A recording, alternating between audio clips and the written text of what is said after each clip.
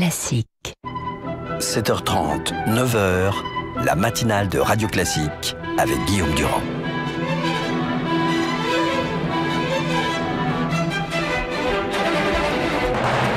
L'invité politique sur Radio Classique et LCI.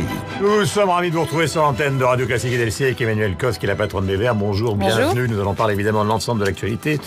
Et Dieu sait que les sujets ne manquent pas à la COP21. La situation évidemment à gauche dans la perspective des régionales. Et puis cette interview de Nicolas Sarkozy ce matin qui en a remis un peu, si je puis dire, sur le thème de la chienlit, plus d'autorité en France, a-t-il dit. Et il fait de nouvelles propositions. Mais est-ce que sur le constat lui-même, cette absence totale d'autorité de la gauche et cette mise en avant de la culture de l'excuse, vous lui répondriez quoi ce matin ? Moi, je suis très étonnée de cette interview. J'ai lu, il n'y a plus d'autorité de l'État. Il vilipende en fait la politique menée par les gouvernements successifs depuis que François Hollande a été élu. Je suis très étonnée de cette manière de tirer à boulet rouge sur un État qui fonctionne bien, qui a avancé notamment sur les questions pénales, et notamment de la réforme de la loi pénale, qui a été très discutée par la droite. Et surtout, ce qui m'étonne beaucoup, c'est toute cette volonté de porter sur l'échafaud Christiane Taubira. C'est quand même absolument dingue que depuis sa nomination comme garde des Sceaux en mai 2012, elle est la cible répétée de la droite. Parce qu'ils mettent en avant l'exécution des peines, qui ne serait pas... Excusez-moi, ça fait, je pense, 30 ans que la France, dans son système pénal, a un problème avec l'exécution des peines, et notamment sur le suivi. Mais oui, je lui ai dit 30 ans. Y compris Nicolas Sarkozy, président de la République, qui a fait adopter un tas de lois modifiant le code pénal et des lois très répressives, n'avait donné aucun moyen à la justice, et y compris sur l'exécution des peines, et pas seulement l'exécution des peines, le suivi des détenus, la prévention de la récidive, c'est-à-dire tout ce qui est Donc fait... Donc Taubira n'est responsable de rien, mais par exemple... Je ne dis pas qu'elle est responsable de rien, je dis que je pense qu'on a une garde des Sceaux qui s'est mobilisée pour apporter des réponses. Vous savez que la réforme pénale qu'elle a apportée, y compris la suppression des peines planchées, a causé beaucoup de discussions, y compris avec les syndicats de magistrats. Il y a un enjeu aujourd'hui énorme qui est le budget de la justice en France. Ce budget a été augmenté depuis 2012, mais je tiens quand même à le dire, par rapport à tous les autres pays européens, il est très en deçà de ce que les autres pays européens consacrent à la justice. Et de ce côté-là, je pense qu'on a une évolution culturelle à faire. Mais dans la situation dans laquelle on est, sociale, avec... quand même, et je pense que beaucoup de personnes comme moi sont inquiètes de ce qu'on voit sur le vote de Front National, d'une extrême droite très fort. On va y venir. Pensez que Nicolas Sarkozy n'a que comme seule proposition de parler sécurité publique quand les gens dans la rue vous parlent d'emploi, de formation, de pouvoir d'achat. Vous voyez pas les mêmes, parce que visiblement, lui, il voit des gens qui n'y parlent que de ça, et vous voyez des gens qui parlent... Mais c'est pas vrai. Et je pense que... Je voudrais vous poser une question le concernant. Personnellement, il a été président, il va probablement être candidat, en tout cas à la primaire et peut-être à la présidentielle s'il l'emporte, et il est géolocalisé par des juges. Évidemment, vous vous mettriez à sa place, c'est-à-dire qu'on vous géolocaliserait alors qu'un gouvernement serait un gouvernement de droite, vous vous poseriez quand même un certain nombre Déjà, moi, je ne me mettrais pas à ma place parce que je ne mettrais pas à la place de Nicolas Sarkozy. Et comment voulez-vous qu'il ne se pose pas des questions sur l'utilisation de cette géolocalisation par Christiane Taubira et même le président de la République ? Moi, je me pose des questions sur un ancien président de la République qui a plusieurs affaires judiciaires en cours, qui a vu ses comptes de campagne de la présidentielle refusés. Est-ce que c'est pour ça qu'il faut lui écouter son portable ? Je vous mets à l'aise. Je vous mets à l'aise. Je ne connais pas du tout ce dossier. J'ai appris comme vous ce matin en écoutant la radio cette histoire de géolocalisation. Je ne sais pas si en matière d'écoute, par ailleurs, la loi est assez claire. Mais il peut quand même se poser des questions. Mais tout le monde peut se poser des questions. D'accord, mais enfin... Mais excusez-moi, c'est pas pour autant que l'on peut, comme ça, tirer à boulet rouge sur une femme qui s'appelle Christiane Taubira, qui, parce qu'elle est femme... il y a une continuité de l'État. Il se dit peut-être que des juges qui demandent autorisation à d'autres juges vous voulez que concernant je dise un ancien président, alors que la gauche est au pouvoir, ça peut les intéresser. Vous savez ce que je veux dire ? Peut-être que cela veut dire surtout que Nicolas Sarkozy, lui, président, aurait été capable de faire ce genre de choses. Ça, c'est le renversement de non, je le renverse pas, parce que je vais vous dire les choses. Il y a eu un débat énorme quand Nicolas Sarkozy était président de la République sur l'intervention de l'exécutif, du sien et aussi de la garde des Sceaux de l'époque sur les affaires judiciaires. Et vous le savez très bien. Et ça a été un débat constant, y compris une ligne très forte qui a été menée par Christiane Taubira. Après qu'il se pose des questions, il en a. Je crois qu'il a un avocat. Je crois que lui-même est avocat, qu'il peut s'entretenir avec le bâtonnier de Paris, duquel il donc, relève. Donc, rien à signaler, quoi. Je n'en sais rien. Je ne connais pas le dossier. Je ne sais pas si les procédures sont respectées. Et moi, vous savez, je fais confiance en droit. Je suis juriste de formation. Je pense qu'il y a des règles dans ce pays. Elles doivent être respectées. Même quand on écoute Nicolas Sarkozy, si on doit l'écouter. Même quand on écoute un avocat, si on doit écouter un avocat. On va parler évidemment de la COP21 dans un instant, mais vous savez qu'à gauche, beaucoup de gens considèrent que le fait que les Verts fassent cavalier seul dans un certain nombre de régions peuvent amener le Front National au pouvoir, notamment en PACA et dans le Nord. Est-ce que vous êtes responsable de cette explosion éventuelle de la gauche ? Je suis désolé de vous tomber dessus comme ça le matin à 7h. Non, mais vous n'avez pas à me tomber dessus et vous me posez des questions que je comprends. Nous, les écologistes, on a fait le choix de jouer le jeu de l'élection de la démocratie. C'est-à-dire de présenter un projet écologiste pour les régions et de se mobiliser pour que ces régions demeurent dans des politiques progressistes. Le niveau du Front National, je ne crois pas qu'il ait de la responsabilité des Verts. Il est peut-être de la responsabilité de l'entièreté du pays. Quand vous avez... Les Verts peuvent faciliter le fait que le Front National gagne. Je vais terminer. Oui, le Parti Socialiste dans la région Nord-Pas-de-Calais-Picardie accuse, en 5 ans, il a perdu plus de 15 points d'audience auprès de ses électeurs.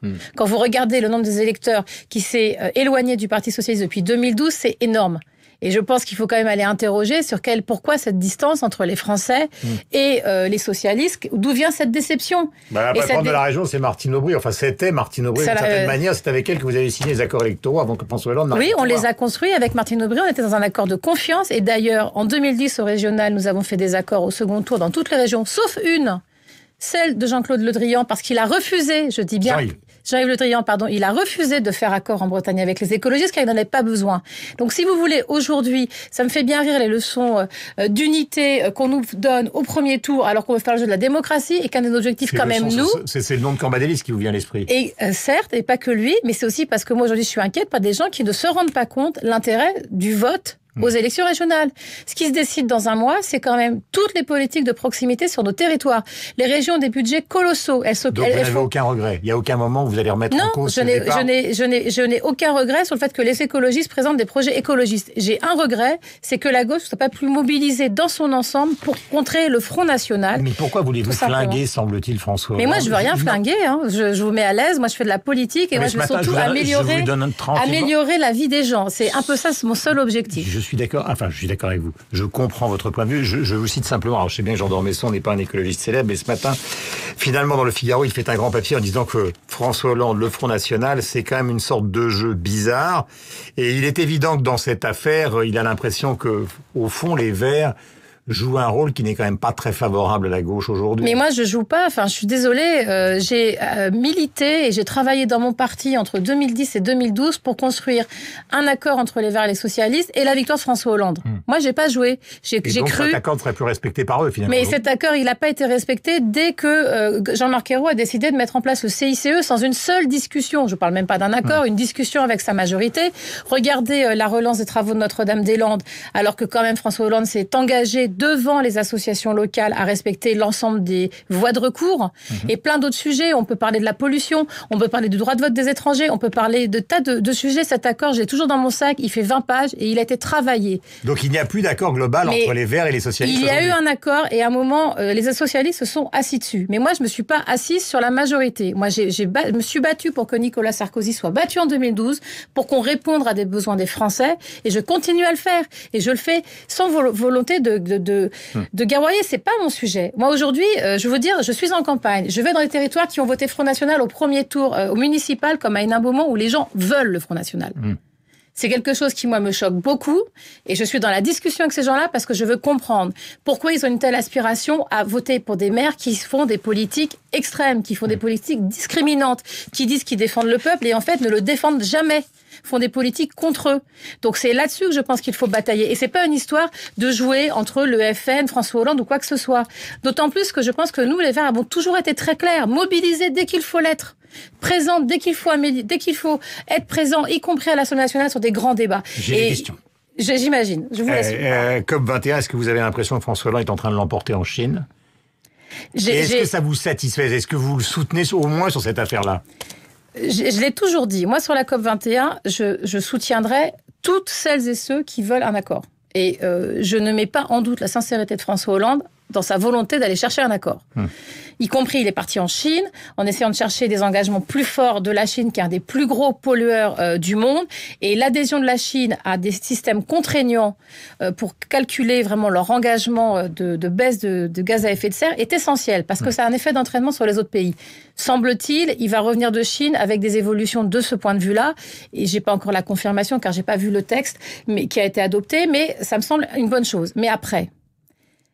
au même moment où je vous parle, on a un gouvernement qui dit « je vais relancer les travaux d'un nouvel aéroport en France ». C'est-à-dire qu'on fait la leçon à tout le monde sur la baisse des émissions de gaz à effet de serre, sur le fait qu'il faut limiter l'augmentation de la température à 2 degrés. Aujourd'hui, on n'y est pas. Et en même temps, en France, on hésite à mettre en place on a des problèmes climatiques qui sont moins importants que dans d'autres régions du monde. Donc un aéroport en France, je suis pas en train de défendre cet aéroport de Notre-Dame-des-Landes, hein, mais c'est quand même peut-être symboliquement important pour vous, mais enfin c'est moins grave que les grandes usines qui viennent...